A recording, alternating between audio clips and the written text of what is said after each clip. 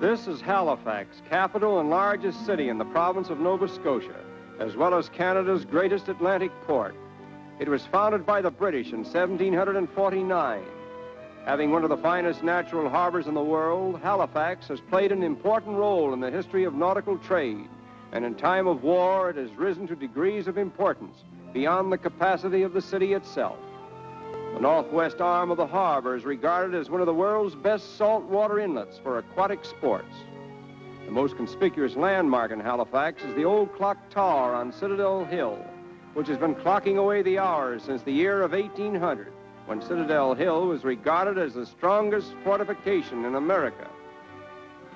The diversions of the people of Nova Scotia are generally simple and wholesome, and a little cottage like this, beside a fishing stream, is always an unfading source of peaceful pleasure. Acadia University at Wolfville, founded by the Baptist Education Society, and King's Collegiate School at Windsor are typical of the finer schools in the province. Nova Scotia, or New Scotland, is so Scottish that even her native Indians are called Micmacs, and the proverbial Highland kilt is still a popular costume, particularly at King's College.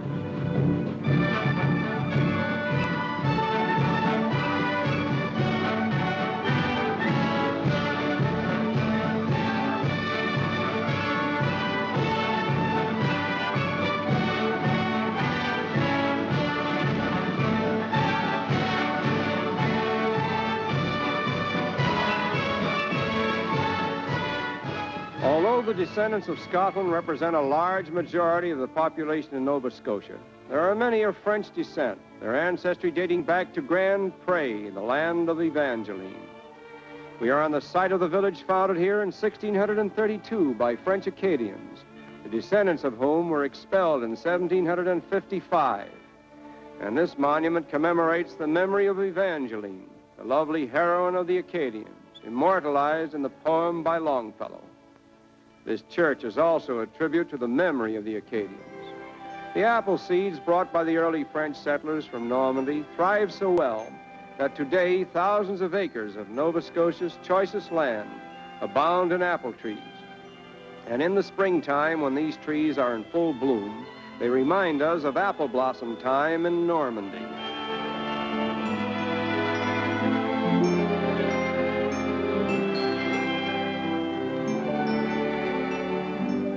This region is known as the Apple Barrel of Eastern Canada, and it boasts of having the largest aggregation of apple orchards in the British Empire.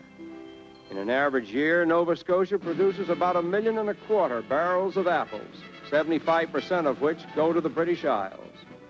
This fruit being the largest agricultural export, it is only natural that there should be an apple blossom festival to commemorate the annual miracle of the blossoming of the trees.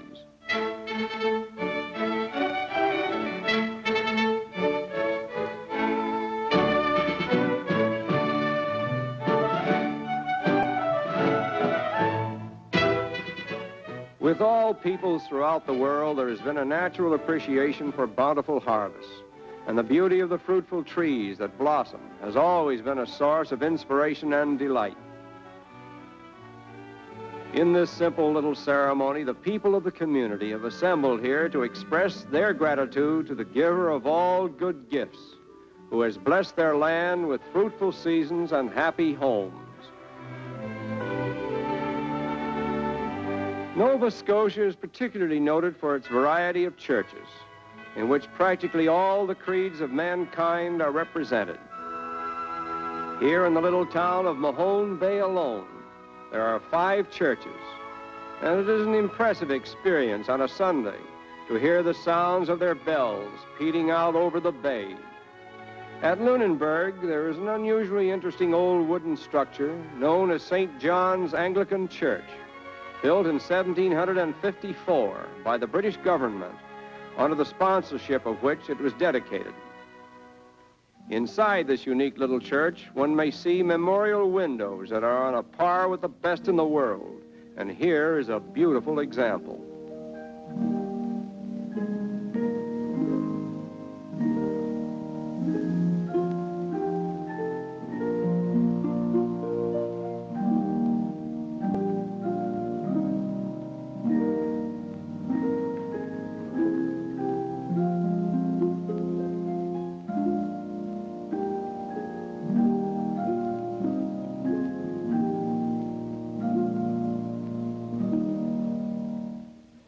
Proud of its history, Nova Scotia has endeavored to reconstruct and preserve its historical landmarks, such as this fort, known as Port Royal Habitation, reconstructed on its original site, a replica of the colonizing settlement which was built in 1605 under the leadership of the first governor of Port Royal. The well in the center is a duplicate of an original that was dug here centuries ago by the first French settlers. The oak shingled cover with the windlass and bucket are all made by hand and reminiscent of old Normandy. Before the Pilgrim Fathers landed at Plymouth Rock, a thriving village had stood here on the shores of the Annapolis Basin, which was then the Port Royal or Royal Harbor of the French. From the time of its founding until its capitulation in 1710, it changed hands many times between the French and the British. The first act of the final conquerors was to change the name from Port Royal to Annapolis Royal, in honor of the then reigning sovereign of Great Britain, Queen Anne. This fort is an exact reproduction of the original that once stood here. And these cannon date back to the wars between the French and the British.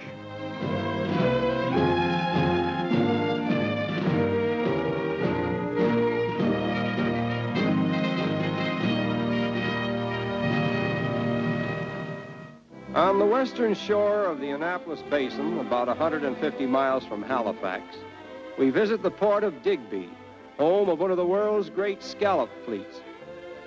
The town over the Bay of Fundy, which is noted for its extreme tides and treacherous navigation.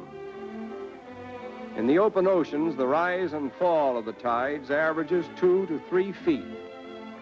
Along the coast, it is usually larger, while in shallow bays or estuaries of rivers, the range may be enormous, varying from 50 to 70 feet, as in the Bay of Fundy, where the world's highest and lowest tides have been recorded. The rivers that flow into the Bay of Fundy are also noted for their extreme tides, rising or falling as much as 50 feet. The reason for this is due to the formation of the land in which the Bay of Fundy rests. But scientific phenomena does not concern the youngsters of Nova Scotia so much as the thrill which they get out of sliding down the slippery mud banks created by the fast ebbing tides.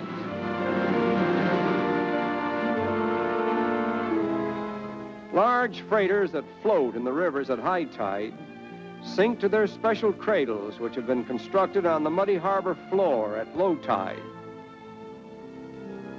And so goes the unceasing roll of time and tide in this part of the world, where all the wondrous elements of nature have combined to create a most interesting province on the colorful coast of eastern Canada.